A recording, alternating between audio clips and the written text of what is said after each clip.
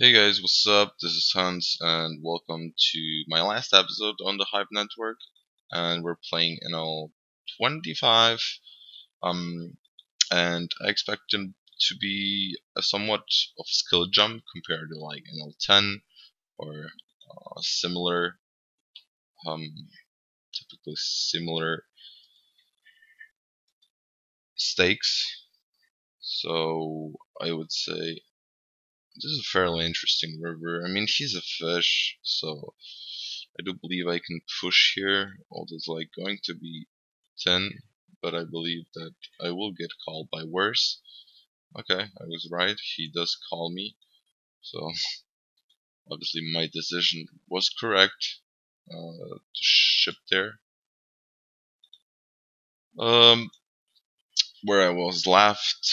Um, yeah, I do believe it's like the limit where people can start making money from poker, and so of course it's understandable that there is a certain uh, competition of level that's like worth mentioning compared to like NL2, NL5, NL10, where most people are like learning poker, kind of like playing small stakes to learn the game properly. So here people are more aware about probably about forward bluffs, three bet bluffs, and so on. So I do expect like kind of like a bigger skill difference.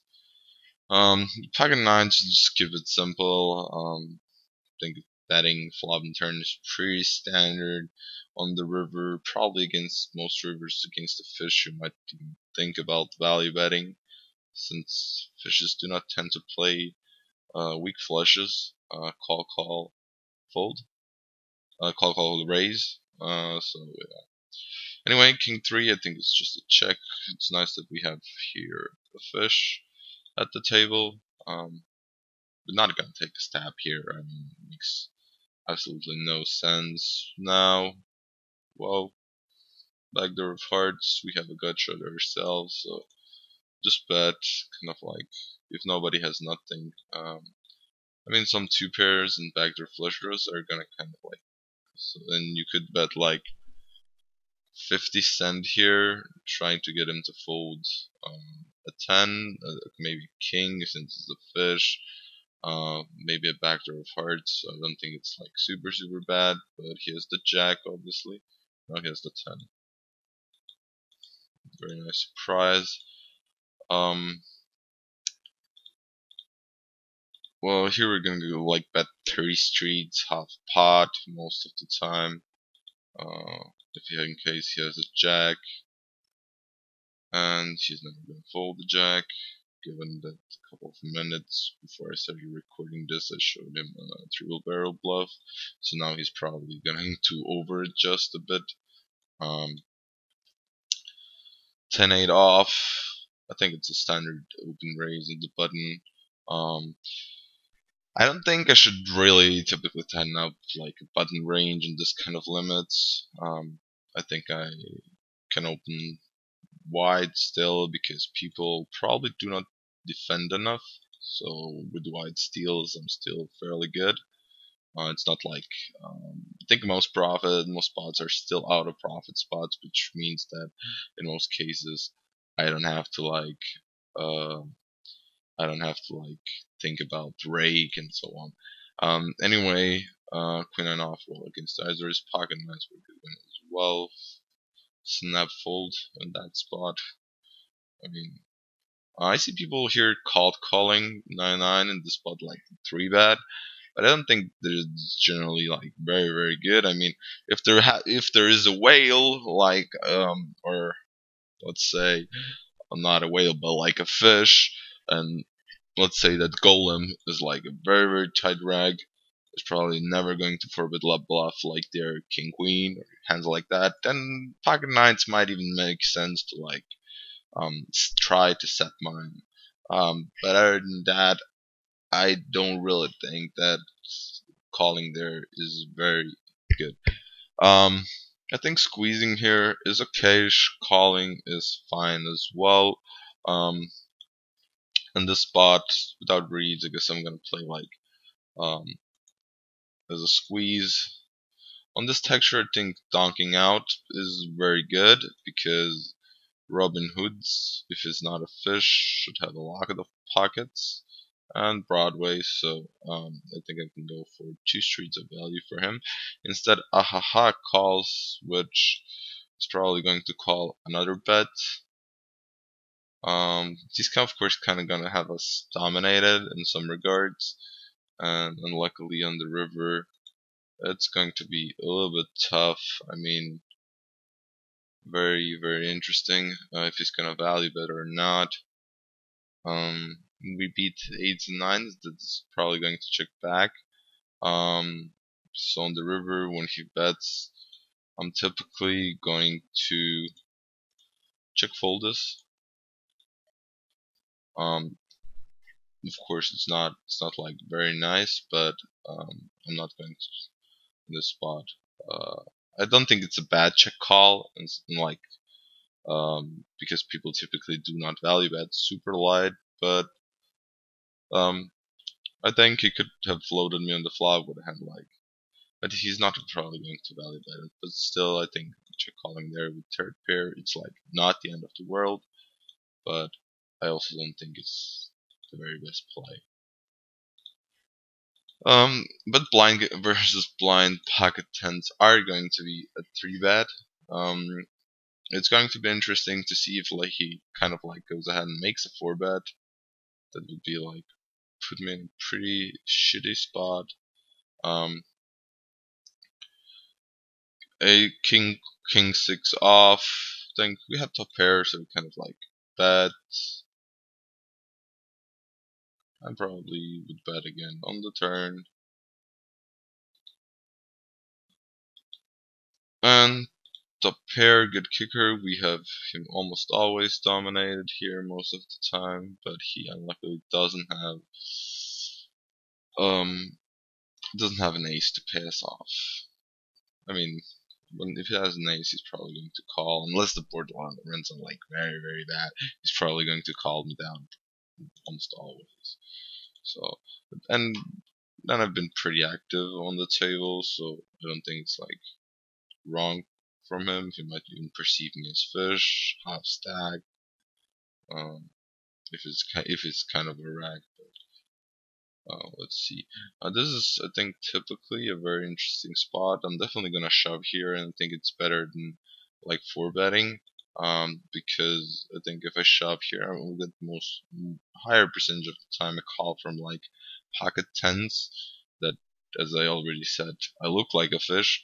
I would get way more kind of like these calls or like ace queen type of calls that people do 3 bet for value, but they're like scared to continue against like a 4 bet typically. So, and as I said, I do have kind of like pretty active image on the table, so I do believe that 4 bet shoving in that spot is a little bit the slightly better play.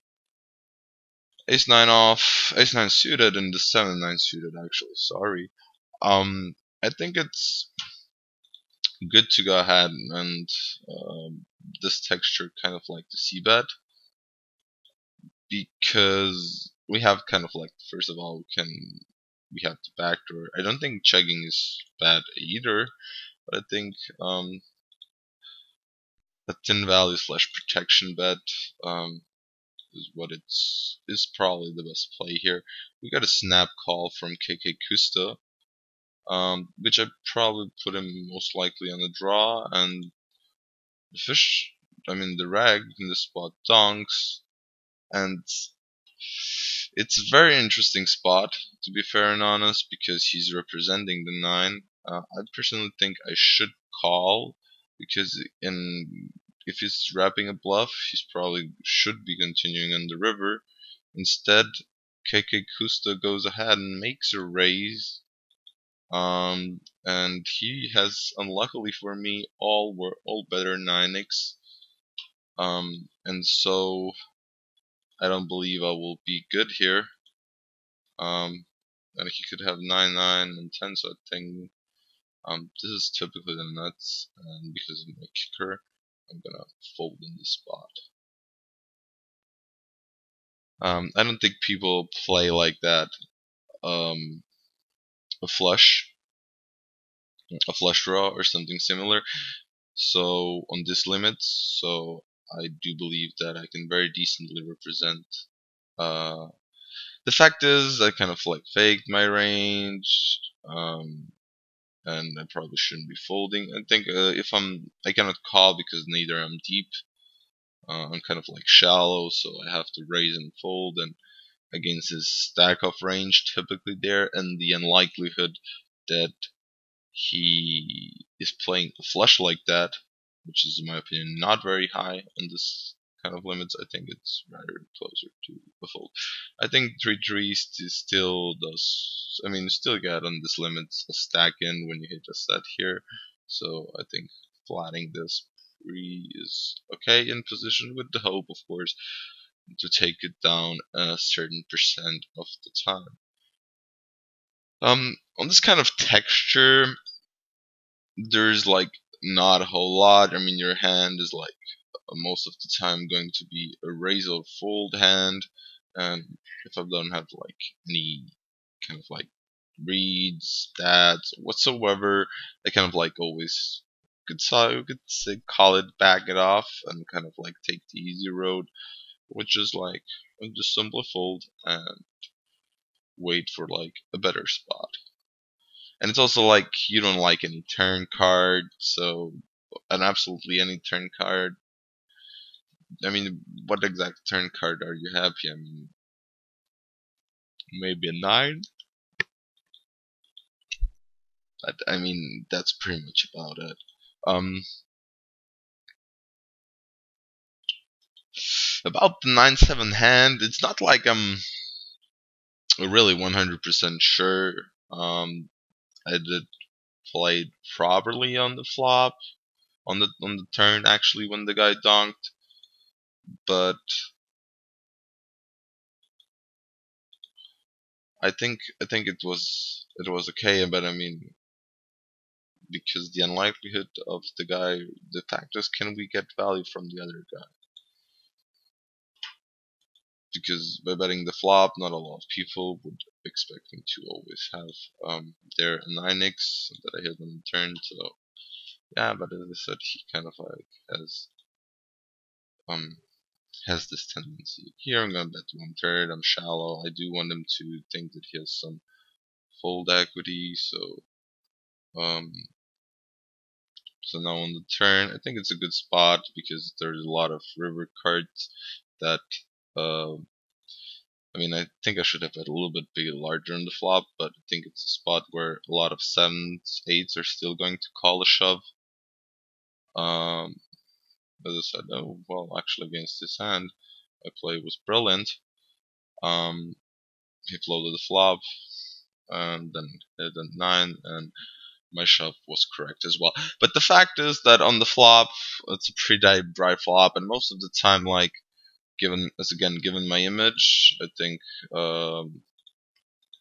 people don't seem to really believe me, and um, and when you kind of like bet, I kind of let him some space to do a float, or like typically maybe bluff raise me and so on. So or might use like a min raise from, say, pocket 7s that want to buy 2 free cards, whatever. So it was, in my opinion, a fairly um nice spot to use like the under bet, but it's not a must. I think you can bet as well, just twice half pot, and you're still gonna get the money in. The only fact that I don't think was very good is that he kind of like tanked. I don't know, maybe he was like faking or really thinking, but normally people, when they're short, they kind of like snap you. I don't think there is a high slow roll frequency. So that wasn't really good. But in the end, he wasn't able to fold, so that's kind of fine. So when the reg kind of like checks on 8-10-8 board, most of the time he's gonna have um a check call range that consists from an 8x and some maybe ace king, ace queen. I think all pockets are most of the time just kind of like um, betting the flop. Um, so when he check calls, I think most of the time could be a jack-jack type of hand, could be ace-king. I don't think I get a second value street here, so for me this is like a check.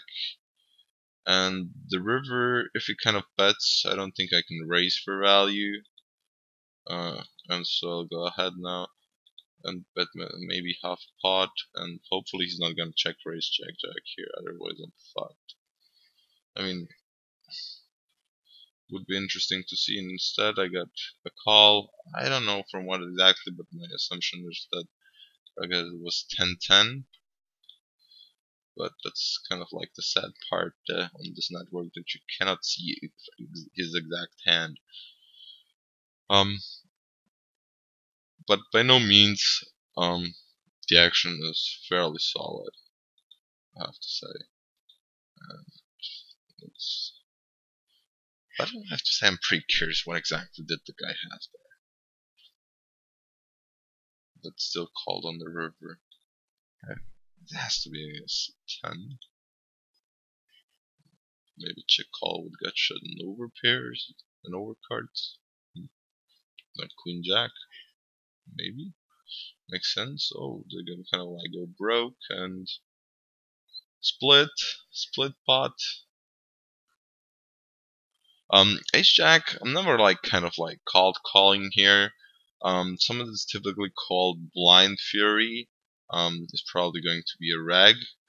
And so I'm probably gonna get out of this hand. Against the fish, I might even use like a 3-bet or something similar. But as I said, again, blind fury, it's mostly probably someone that is a fish is a rag rather than a fish, and so I don't believe that should. In fact, he's gone. Interesting. 8, 10-8 off against the 3x open. Typically not a very nice bet. But I guess I could have, for the sake of the video, like kind of like defended it or something similar, but I believe it's fairly fine as well how it was played. King deuce 8, I think it's fine to bet. I think it's fine to check back. Let's keep it simple and just bet half pot twice, second pair. So we don't want to necessarily like invest a lot of money in that spot. But still, here the min raise worked after for now against the Gitoni. No, he did not work. Sorry, that's my bad. But anyway, after one hand, it's not like I'm gonna decide. So if it checks, I'm probably gonna use the no sticks max bullshit advice, which says bet twice when check two, or when check behind. And so I'm gonna go ahead and bet. And here I'm going to use like a 3-bet, as in the book says as well. And here on the river, I think it's fine to, as the book says, bluff again. I mean, having an ace, he kind of like 4-bets, which is not very good for me, and so I'll go away. The book doesn't say. Here I think I should have bet the flop. I mean, I shouldn't have bet the flop. The book would probably say bet the flop. And this goes check, and his king queen, so my queen holds down, and I do take it down, so pretty heavy with taking that he did not give me any more headaches or something similar. Ace 10 off is typically a hand that if you squeeze and get called, well, that's gonna be tough. Because most of the time they're only gonna have better aces. Well, if you hit a 10, you might even go try to get like 3 streets of value, but it's pretty complicated hand, personally, to like play. But by no means bad or something. Queen 8 off. I guess I'm going to overcall, given that Lumpo is a fish in this spot, and we do want to play pots with him, so that's just part of the game. If they check, I think firing turn half pot is fine. They should pretty much fold out all that's not. If they don't have much, they might bluff. River. I'm never gonna make him fold a 2-pair. Like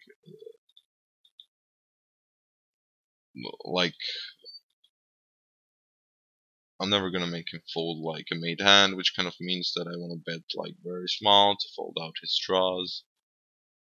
And if he calls, I'm pretty much out. He instead called me with pocket deuces, which is again, as I said, not part of my plan. If he would have called with like ace high, well, that wouldn't have been very good for me. But I'm gonna pretty much close this video. After this hand, I think, which I'm going to play against Anomalia. But he kind of like checks most of the time. He's maybe has a weak ace, or like a king queen type of hand. Let's see. I mean, if he check calls, expect a lot of check folds as well. He kind of like goes ahead, and on the river, I'm just gonna go ahead because they're typically check calling here way too much, and so I'm just gonna go ahead and like bet for value big. Maybe he levels himself. I don't know. Let's see what happens. You still can. All of a sudden, I want to wrap up this video, and all of a sudden, I get a bunch of hands, which is very interesting. King king, of course. I'm going to call once. Let's see, and he did pay me off, but pair of aces and Amalia has of course called, but wasn't able. He didn't show his hand. King king are probably typically here bet and check call, check fold river. The queen is not really a super great card. It's not like a very bad card, and so I believe it's fine. Here you can play bet fold, flop and turn, or go ahead and check. I personally like more bet 1/3 pot and then see what's gonna happen. But I don't think promo Kashka has probably only here king queen or king jack suited versions, and of course pocket fives. But typically people are not raising this board very often as a bluff. So when I'm betting this, I'm pretty much going to call. So let's wrap up this video. Let's make like a summary of like this episode, and it's probably the first summary in this video series on the Hive network where I'm actually going to make it as a coach, since I'm officially coach and have 2 students. And so I can give you like more straightforward tips on what exactly to improve when playing this limit in order like to crush it or move up or whatever. So the first things first, I think in single race pots, multi-way, people are typically way more honest. We had a spot where I kind of like folded trips, which is pretty much for a lot of people a pretty huge fold, but I believe it was the very best play at that moment, and so I don't think a very high percentage of the time I'm going to be good there. That's why it's probably a fold that I would have made only because I'm in a single race spot compared to like a heads up pot where I doubt that I would have ever folded. Especially the way the guy played. I think it's a classical multi-way fold, probably single race pot, call, or just jam, depending on whatever. The next thing, what I think is pretty important when you're like playing NL25 and kind of like want to move up or crush the limit or whatever, is that you have to understand that you have to value bet 10. I mean, especially against the fish, if you're scared, and I frequently see people being scared, and like students as well, and in general, my experience was that people tend to like be scared about value betting tin. And in my opinion, when you're like taking a look at the whole pictures on the micros, not value betting tin enough can be a bigger leak than value bet a tin Let's say let's use that you value bet 10 with a higher frequency compared to like a lower frequency. And value betting less is typically like a bigger leak than more value betting 10. So I want you to really encourage you that, especially like the King Jack hand. Think in the beginning, I think it was like a classic example, but you just have to realize that your opponent is like a very weak, and you just have to jam, which is for some of you it might be standard, well for other not. But the point is, you have to just jam there and like make this very thin play. Despite like the 9 bring another typical hand that you could have like King 9. So and King Queen beat you, so there are hands that kind of like beat you, but in the big picture, I think people are not really able to fold on these limits, and they're not very disciplined. So I think it's fine to go ahead and do that. The next thing, what I want you to encourage you is that um, your table image can really make a difference in a hand. So I said already in the spot that I do expect that my opponent kind of like calls me down very light and so on. Luckily, we cannot see like the proof here because you can't take a look at the results and so on. You cannot see his actual hand. But the fact is that whenever I expected to get called, I get called, which kind of like states that given my active image, I got this call. So the image of the table can sometimes be pretty important, and so you have to kind of like think and take into consideration how other people perceive you, because if you might be thinking, hey, he should have folded this hand, but the fact that he did not, he might be basing his decision to like hero call because like you have been active for the last, I don't know, 20 minutes, and he probably should have folded the hand, but since you're so active, he kind of like called. So in the big picture, what I'm telling you here is that like still the best strategy to like beat like NL25, despite this micro is kind of like evolving from all like stakes, I guess micro stakes, and I guess NL50 up to NL50 is like the rapidly evolving stakes in general, the fastest. And so, but I still think people have some really big problems. They're overplaying, they're over adjusting, and so on. So I think still the best straight is plays like to play straightforward. But if you want kind of like want to get step away from like super straightforward, that was like in the last episode. You want to learn to hand read better. That's the first thing. So becoming very good at hand reading is gonna make you start crushing the game, and probably move you up to level 50 or something, like whatever your plans are. Plus understanding the board texture better, which pretty much means that you can kind of like relate the board texture to the range that he's actually representing. And that's kind of like the way if you kind of like fix these things instead of like searching for the exact leaks. I think you're gonna be do fairly well.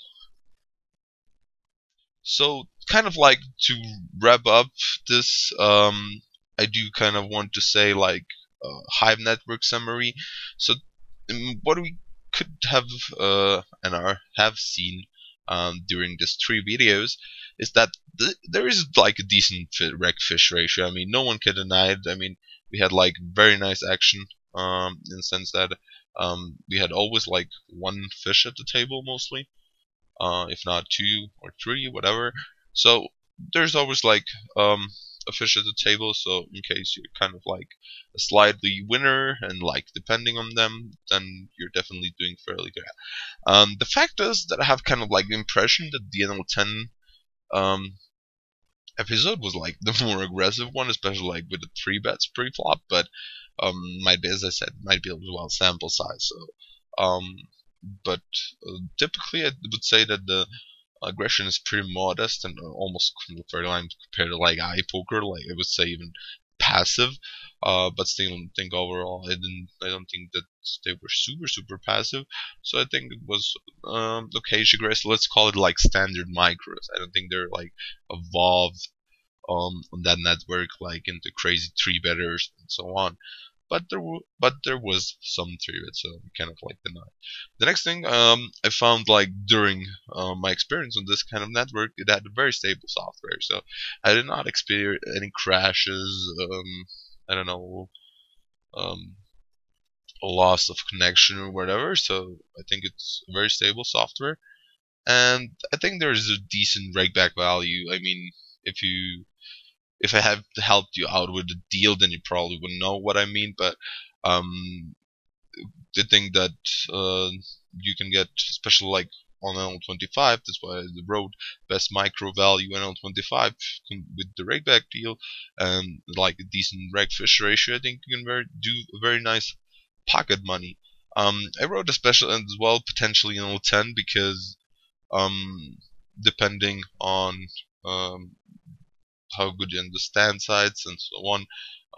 There is well pretty decent that might be as well better, but um, still think it's very okay if you play an L10 and decide to play on the Hive network. I think you definitely choose a very good network overall.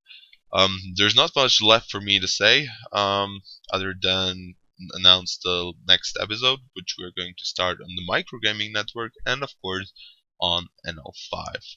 So I wish you guys a happy new year. I hope you got into very well, and hope to see you in the future videos. This was Hans the Great for bestpokercoaching.com. Good luck at tables and bye bye.